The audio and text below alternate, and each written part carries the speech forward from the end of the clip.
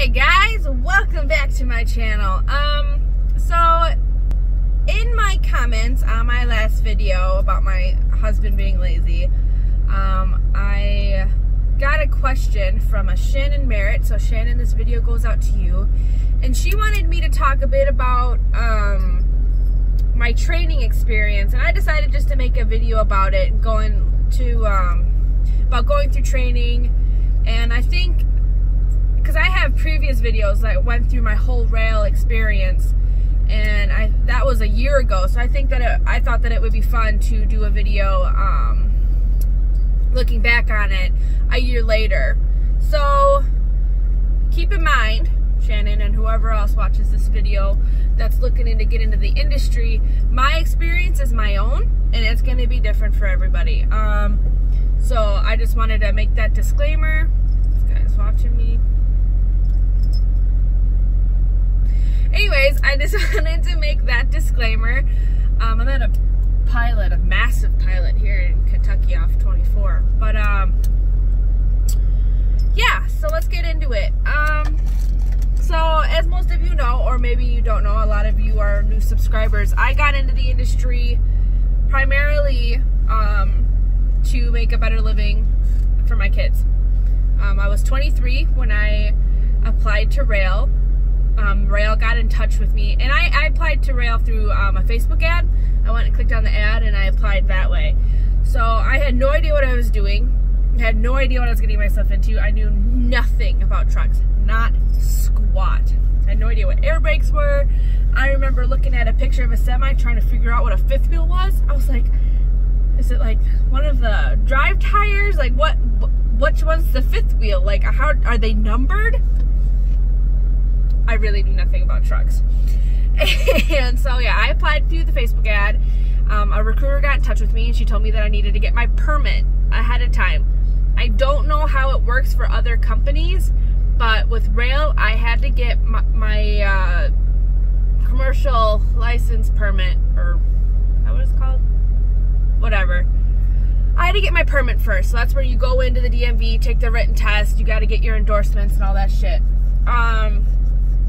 So I had actually no idea which ones I needed. So I studied for everything, including passenger and hazmat and all that stuff. All I needed was the general knowledge, the air brakes, and combination vehicle. Well, I also have tanker on there because I passed the tanker endorsement. Hazmat, I would have taken it, but I didn't have my birth certificate with me at the time when I went in to take the test. So, I will be honest, the first time I took the test, I passed air brakes and combination vehicle, but I failed the general knowledge. The general knowledge was like it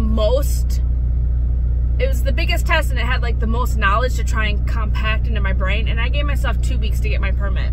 I told the lady, I was like, give me 2 weeks to study and take my test, and I'll be ready to start orientation. So, I failed it. I failed the general knowledge, and I asked the people at the DMV when I could come back, and she said I could come back the next day. So I came back the next day after spending all night studying again, and I passed. So don't be discouraged if you fail one of those tests, because especially if you were like me going into the industry not knowing anything, like I gave myself 2 weeks to learn all of this stuff, but that I had no idea. Like I didn't know what glad hand seals were. Like half the stuff, the lingo they were talking about, I had no idea what it was. I just compacted it in my brain and then regurgitated it on the test. A lot of it I learned once why would you not just pull in? Sorry, not gonna be a parking lot Nazi. What was I saying? Oh, a lot of it you're gonna learn when you actually get into your physical training. So I got my permit, and then I started at Rail in March of 2019. Get comfortable here. So I started in March of 2019. It was a 4-week course.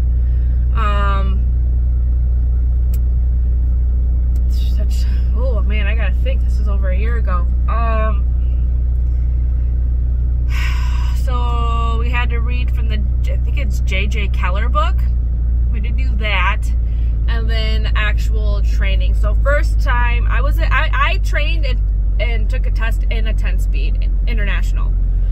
And so that's another thing to keep in mind when looking through a company to go through your training. Are they going to train you in automatic, or are they going to train you in a manual? Are you okay with an automatic restriction? I am very grateful to have trained in a manual. That's not something I ever considered because I didn't know there were automatic trucks at the time. So I just kind of banked on learning a manual, and that's what I did. So you put me in a manual today and I will hit, pop, skip, and stall all the way down the road. I haven't been in a manual since I was in training. But yeah, so I trained in a 10-speed, and you will learn to double clutch. So don't be floating gears when you're in class, because generally you're gonna get in trouble for that. So especially during your test, your road test, you want to make sure you're double clutching. They're gonna teach you coupling, they're gonna teach you backing, depending on what state you're in. They're gonna teach you different backs. I know some states it's parallel parking, some states it's 90 degrees. You're definitely probably gonna have to learn offset parking and straight line backing. My advice to you guys learning how to back a semi is always turn towards your problem. So say you got a pole on your left side, you're gonna turn your wheel towards the pole. It's gonna cause your trailer to start swinging the opposite way. So that's the number one piece of advice I give to people. Obviously there's a lot more that goes into it, but as long as you keep that in mind, it's definitely a good tool. And don't feel bad if you don't get the backing on your first, second, third, fourth, fifth try. It is not easy when you're new to it. It's really not. It's nothing like backing a car. And if you have never backed a combination vehicle before, it's going to be a little confusing at first. So I know a ton of people that had trouble backing. I personally, when I took my first road test, I failed. I failed on my 90. I got it into the hole and I got her straight, but my ICC bumper was not in between the two sets of cones that it needed to be. So I automatically failed. And that was incredibly difficult for me. Luckily, I was able to retest the next week and I passed.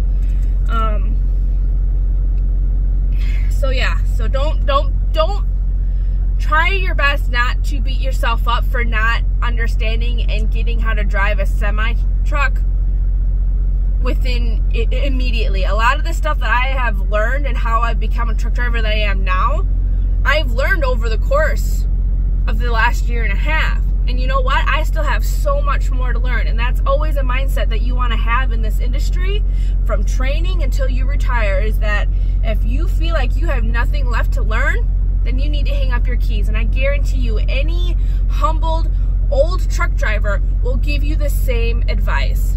I've heard it time and time and time again, and it is great advice to live by because this industry is ever changing, whether it's regulations, laws, DOT, or the trucks themselves when they're coming out with newer and newer trucks. You're always going to be learning something, and you can always be working on something and improving your skills and becoming and continuing to work towards becoming a great, vigilant driver. This shit doesn't come overnight. So my advice to you going into this industry, going into training, going into, you know, diving headfirst into this, it's not going to be easy, and your first year is going to be hard, and there's going to be a lot to learn, and it's going to feel overwhelming at times, but hey, if I can do it, you can do it. I believe in you. You just got to keep an open mind, because if you don't have an open mind, you're not going to survive in this industry. I'm going to tell you that right now.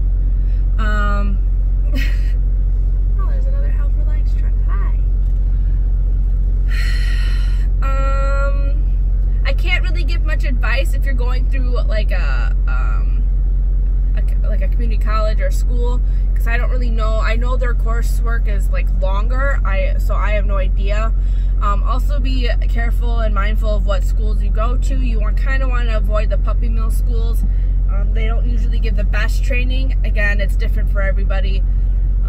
Rail transport, I stand my ground today in saying that their training program out of Marshfield was phenomenal. I have mad respect for my trainers and my instructors. However, I've covered in my previous videos, my experience post-training was not very good with them. But it's different for everybody. You're going to find success where others don't, and others are going to find success where you don't. That's just how this industry works. Don't ask me why. It just is. Let's see. Keep in mind, if you go through a company, I guarantee you're probably going to have to sign a contract. So if you end up leaving before that contract is fulfilled, you will have to probably pay for your schooling. I owe Rail $7,000 right now. They're not going to get that money from me because it's a whole legal thing. We're not going to get into that. Let's see what else. So, training. There's not a lot of women in this industry, so just to zero in on the woman aspect of it. If you want a female trainer, you are probably going to have to wait, and I mean wait a long time for a female trainer to become available within your company. So, my advice to you, if you can't afford it, you don't want to sit and wait, whatever the case may be, go with a male driver. And generally, most companies make those drivers go through a certain training in order to be able to take females into their trucks. Some companies like Schneider require you to get a hotel every night, so they'll drop you off at the hotel and you pick them up in the morning, the female, or male, depending. So if at any time you are with your trainer, male or female, but obviously if they're male, and you feel uncomfortable, it is imperative. Do not feel like you are failing yourself or this industry by calling and asking for help, asking to get out of the truck, asking for a new trainer. I guarantee you nobody's going to look down on you for that, and if they do, they're just a trash bag person. So my trainers, I had one trainer, I had 3 trainers, one of which was nice guy. I mean, he didn't like make any advances on me or anything of that nature, but he didn't take my safety seriously, and so I ended up asking to be removed from his truck, and I was immediately the next day. So I mean, it could go from them not taking your safety seriously, sexual advances, just uncomfortable, just making you uncomfortable in any form or fashion. I mean, this could go for a female trainer too, but let's be real here. Obviously, I'm zeroing in on women with male trainers. They should absolutely respect your privacy. They should never ask to be in the truck when you're changing. They should stop when you need them to stop. Like, say if you're, it's that time of the month or whatever. They should respect who you are as not only a driver, which they should be doing anyways as a trainer, but they should be respecting who you are as a woman. Obviously, we have a few extra needs, if we're on our periods or whatever, and all of those parts of you should be respected. And if it's not, absolutely ask for another trainer, because I guarantee you're going to find somebody that will take those things seriously, and that's extremely important. So don't feel bad. Do not. If you feel like you are stuck and you don't know what to do, I mean, go ahead, shoot me an email. I always put my email down in the link below, and I will be happy to give you a call and kind of help you through it, talk you through it, see if we can come to a solution to help you with your company to move forward, get a new trainer, because I understand that it can feel really, really overwhelming, and you can feel like you don't have another option. Well, it's 2020, and I'm telling you, you have another option. Guarantee it. And if not, well, that company shouldn't be running. So, other than that, training's really not that bad once you go over the road. It's a little bit of an adjustment, but you get used to it. And, learning to do time management, watching your hours, all that fun stuff. But if there's anything else more specific that you would like me to get into, Shannon, or anybody else, let me know. I also want to give a huge shout out to all of my new followers. I have gained over 100 new followers over the last few days since this guy Trucks posted that video, so that's totally awesome and welcome. I know I've said like 20 million times in this video. I'm trying to make it quick. My brain's just not working. Yeah, I think that's all I wanted to cover. If you have any questions or comments, you know where to put those. My email will be down in the description. And yeah, thanks for watching, guys. I'll talk to you next time. Bye-bye.